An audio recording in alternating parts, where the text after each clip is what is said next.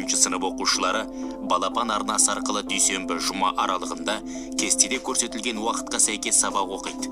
Балалар күнделікті сабақ кестесіне сай қазақ тілі, математика, жаратылыстану, дүниетану және орыс тілі пәндері бойынша білім алады.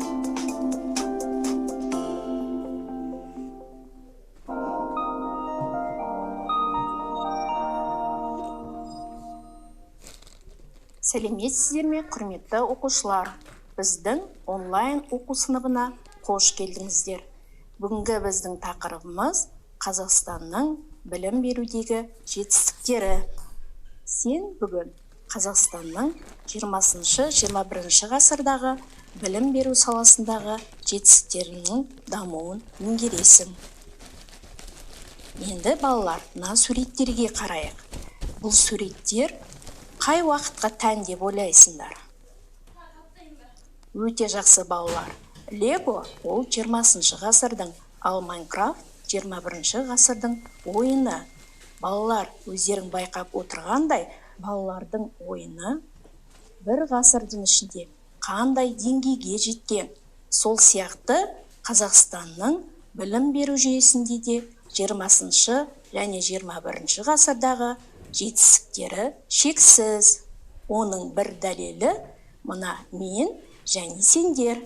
Біз бұрын тек қана оқулықпен оқысақ, ал бүгін сендер онлайн оқу сабағында отырсыздар. Енді балалар, мына уақыт баспалдағына назар аударайық. Бұл баспалдақта Қазақстанның білім беру жетістіктерінің қадамдары бейнеленген. 20 ғасырдың басы, халықты жаппай салауаттандыру мәселесі қолға алынды. Ересек адамдар Қызыл Отауда білім алды. Ал 1928 жылы мұғалімдер даярлайтын алғашқы мемлекеттік педагогикалық институт ашылды. Кейіннен ол институтқа Абай Құнанбайұлының есімі берілді. Ал 1930 жылы барлық балаға міндетті бастауыш білім беру тәртібі енгізілді. Сол сияқты алғашқы оқулықтар пайда болды. Алгебра оқулығын Қаныш Имантайұлы Сәтбаев жазса, география оқулығын Әлихан Бөкейхан жазды. 1962-63 жылдары жалпыға міндетті 7 жылдық мектептен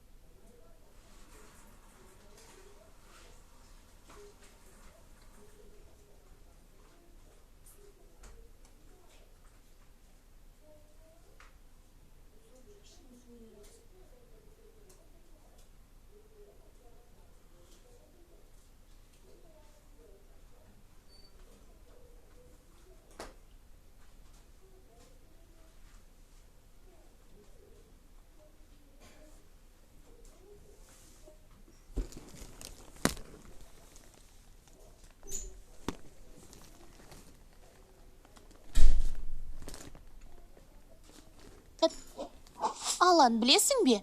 Көршідегі Самат шетелге оқуға кетті. Я, Дана, ол болашақ бағдарламасы бойынша шәкіртақыға ие болды. Шәкіртақы деген не? Егемендік алған соң, жас мемлекетімізге болашақта елімізді дамытатын жоғары білімді мамандар қажет болды. Сондықтан 1993 жылы болашақ халықаралық шәкіртақысы тағайындалды. Қандай қызық? Я, Дана, енді дарынды жас қазақстандықтар шетелде оқу мүмкіндігіне ие болды. Бұл білім беру саласындағы зор жетістіктің бірі. Алан, мен шетелде оқи алмайтын шығармын. Себебі анам мен әкемді сағынатын болармын. Уайымдама, Дана. Сен халықаралық білімді шетелге шықпай-ақ ала аласың.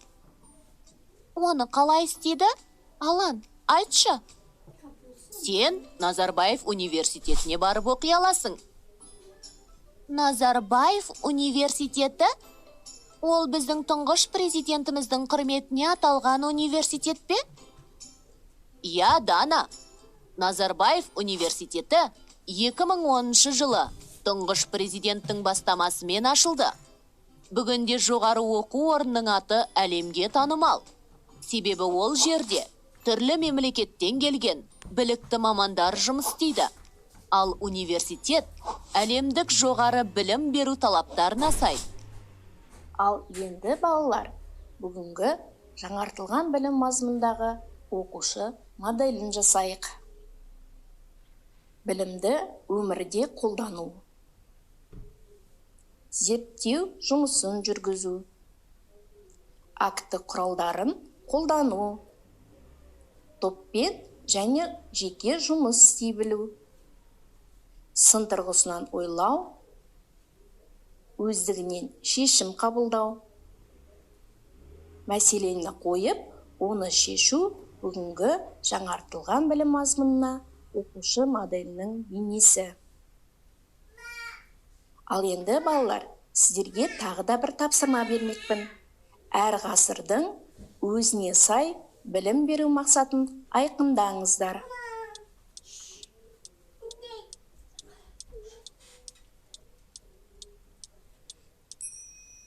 Дұрыс, өмір бойы білім алу, ол қазіргі 21 ғасырдың білім жүйесіне сай мақсат. Ал өмір бойы бір білім 20 ғасырға тән білім беру мақсаты болды. Ал енді балалар, 20 ғасырдағы білім беру мен 21 ғасырдағы білім беруді Вен диаграммасы арқылы салыстырайық. Ол кездегі білім берудің ұқсастығы мен айырмашылығын ажыратайық.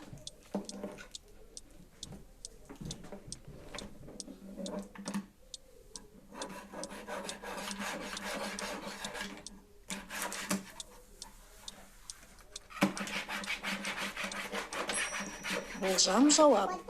20 ғасырдағы білім беру, ол кезде сауатсыздықты жою, қызыл отау, ересек адамдарды оқыту, алғашқы оқулықтар, алғашқы мұғалімдер даярлайтын институт, міндетті бастауыш білім, 8 жылдық білім, одан кейін 10 жылдық білім болды. Ал қазіргі 21 ғасырдағы білім беру, ол бәсекеге қабілетті тұлға дайындау. Қазіргі мектептер гимназия, лицей, зияткерлік мектептер. Қазіргі білім беру жүйесі жаңартылған білім мазмұнымен жұмыс істейді.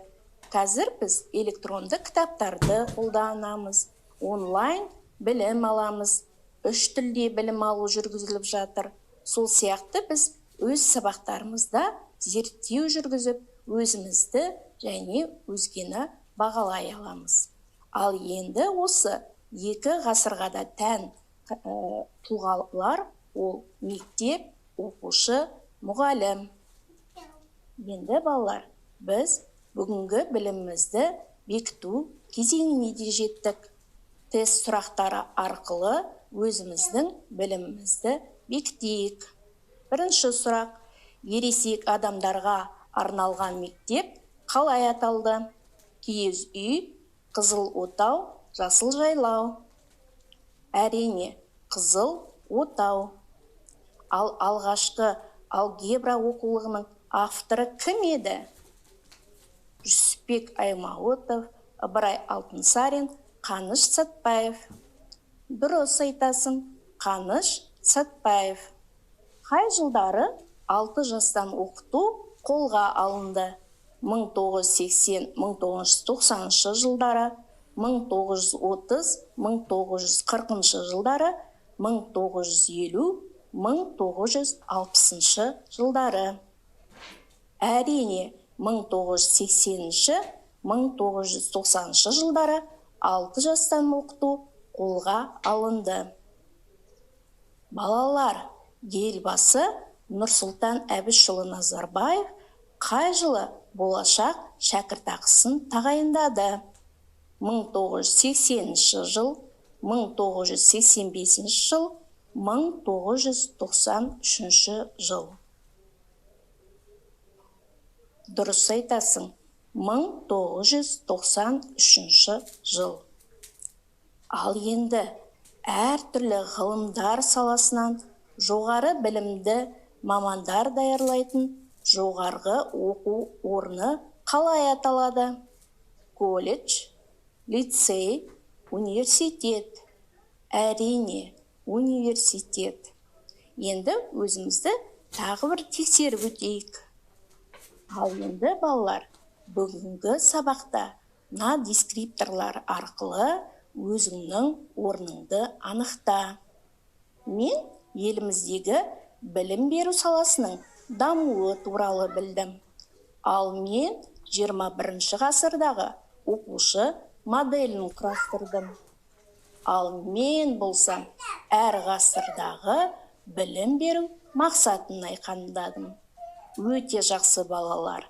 Ендеше біздің бүгінгі сабағымыз аяқталды. Келесі кездескенше сау болыңыздар.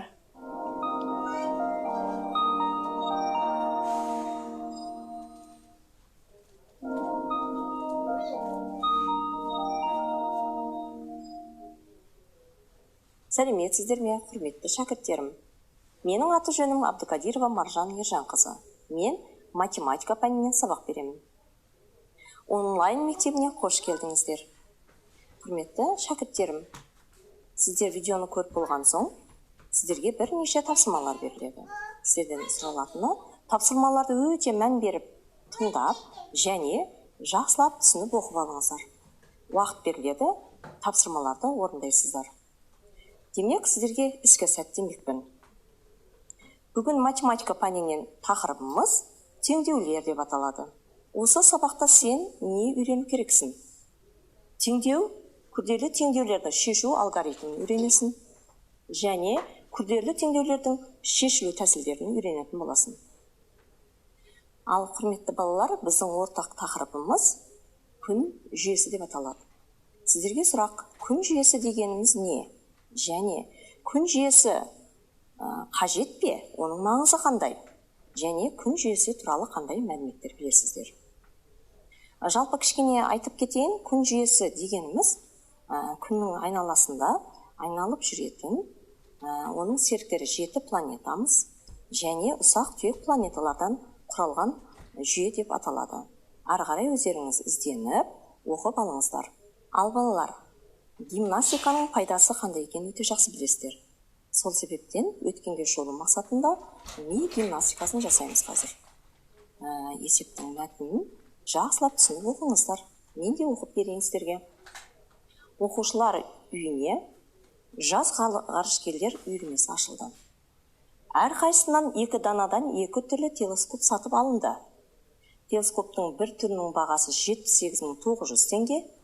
Егер барлық саудаға 371.800 теңге жұмсалған болса, екінші телескоптың бағасы қанша теңге деп сұрап жатыр. Демек, көрдіңіздер. Енді арман деп алатын болсақ, арманның 2 телескопының әрқайсысы 78.900 теңгеден.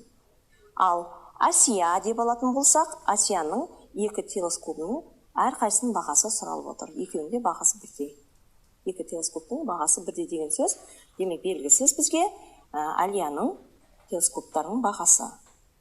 Ал сіздерге уақыт беремін, жақсылап ойланып, есепті дұрыс шығарады деп ойлаймын.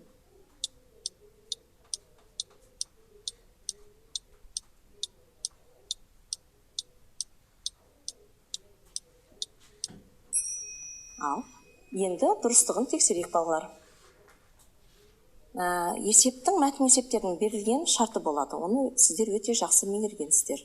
Берілген шарттары қысқартылып жазылады. Ал енді мен бұл жерде шешімін көрсетіп тұрмын. Демек, амалдардың орындалуы бұл күрделі құрама есеп болып келеді. Сондықтан бірнеше арифметикалық амалдардан пайдаланамыз.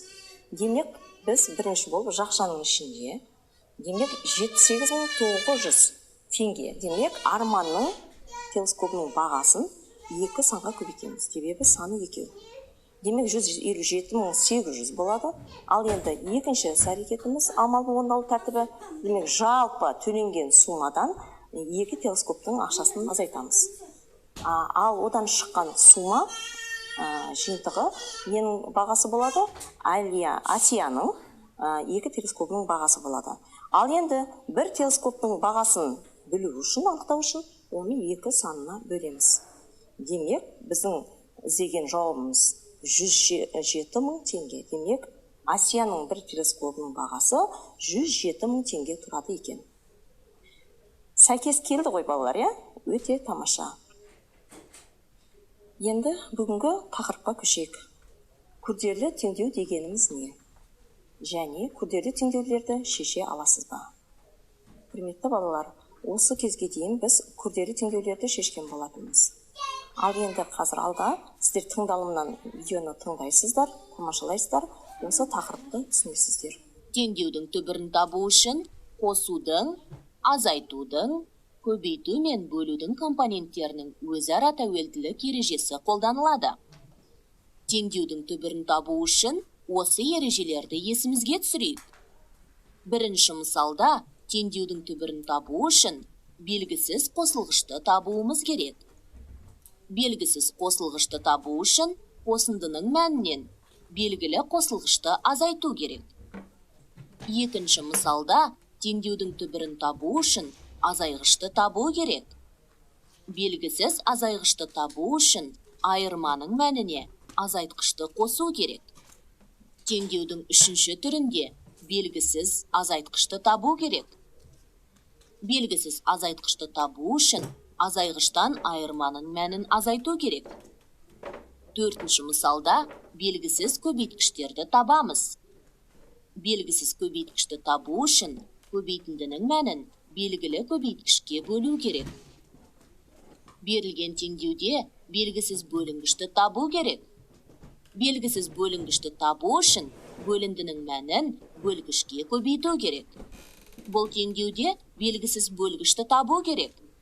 Белгісіз бөлгішті табу үшін бөлінгішті бөліндінің мәніне бөлу керек. Ендеше балалар, қосымша өзім тағы да түсіндіріп кетейін. Есімізде мұқият сақтап алайық балалар. Күрделі теңдеулер дегеніміз 2 немесе одан да көп арифметикалық амалдардан тұратын теңдеу. Мына теңдеу бізде 5 көбейту y бұл азайғыш, белгісіз азайғыш. 10 азайтқыш, 15 айырманың мәні. Бұл күрделі теңдеулердің тиімді тәсілі 4 арифметикалық амалдардың ережелерін өте жақсы білуіміз тиіс. Бұл жерде демек белгісіз азайғышты тауып алу үшін ережеге сүйенеміз. Егер де белгісіз азайғышты табу керек болса, айырманың мәнін азайтқышқа қосамыз. Енді 5 көбейту y тең 25. Бұл жай теңдеуге айналды. Белгісіз көбейткішті тауып алу үшін 25-ті 5-ке бөлеміз. Демек, теңдеудің түбірі 5. Ауызша тексеріп көрейік. Орнына қоямыз. 5 көбейту 5, 25. Теңдіктің оң жағын 15 пен 5-тің қосындысы 25. 25 тең 25-ке. Демек, теңдеу дұрыс шешілді. Ал кезектегі тапсырмамыз нөмір 3. Күрделі теңдеуді шешіңіз. Бүгінгі өткен тақырыпқа байланысты. Демек, бұл жерде қандай екен? Жаңа біз азайтуға арналған күрделі теңдеу болса, бұл қосу арифметикасына арналған теңдеу. Мен оқып берейін сіздерге. Бұл жерде, демек, 134.545 азайту x дегеніміз бұл бірінші қосылғыш. Екінші қосылғышымыз 23, 98, екі қосылғыштың мәні. Ал уақыт кетті.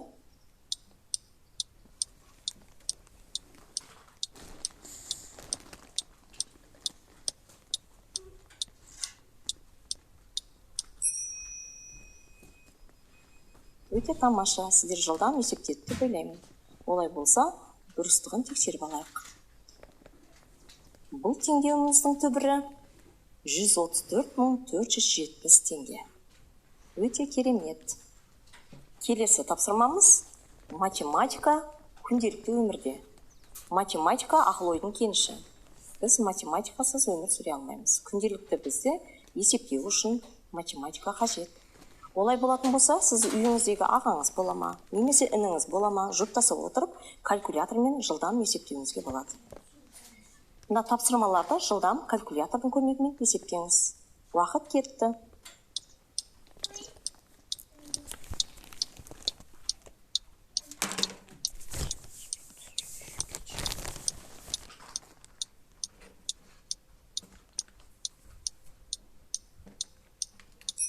Өте керемет, сіз есептеп болды деп ойлаймын. Олай болса, дұрыс жауаппен тексеріңіз.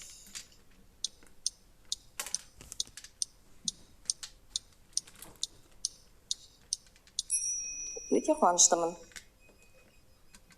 Ал енді келесі кезектегі ең соңғы біздің шығармашылық тапсырмамыз сызба бойынша есеп құрастыру. Және ол есепті теңдеу арқылы шығару.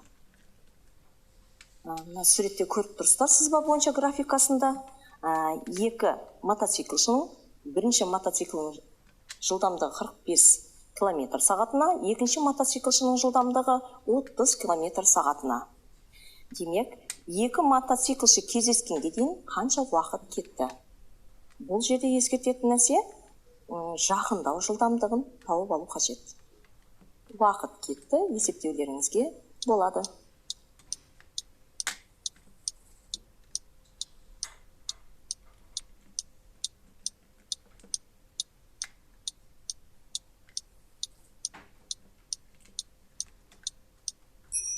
Есептеп болдық қой балалар, иә? Олай болатын болса, жауаптарыңызды тексеріп көріңіздер.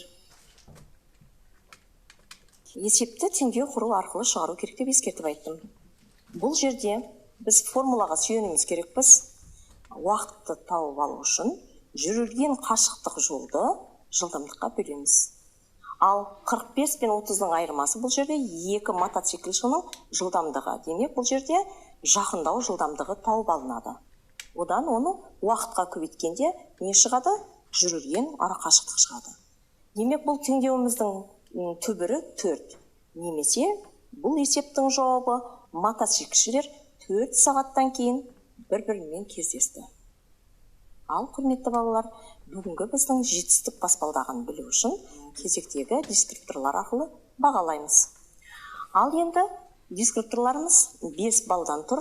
Мәтін есепті шығара аламын, есепті теңдеу құрып шығара аламын, күрделі есептерді шеше аламын, калькулятордың көмегімен есептей аламын, сызба бойынша есеп құрастырып, теңдеу арқылы шығара аламын. 5 ұпай. Сіздер түгел 5 ұпай жинады деп ойлаймын. Сіздер жетістікке жетсіңіздер. Үлкен рахмет. Ал енді ескерту тағы да, құрметті балалар, сіздерге үй тапсырмасы Bloomland сайтынан беріліп отырады. Сол тапсырмаларды сіздер күнделікті орындап, нәтижесін өзіңіздің сынып жетекшіңізге немесе пән мұғаліміне жолдап кері байланыс жасай аласыздар. Кездескенше қош сау болыңыздар.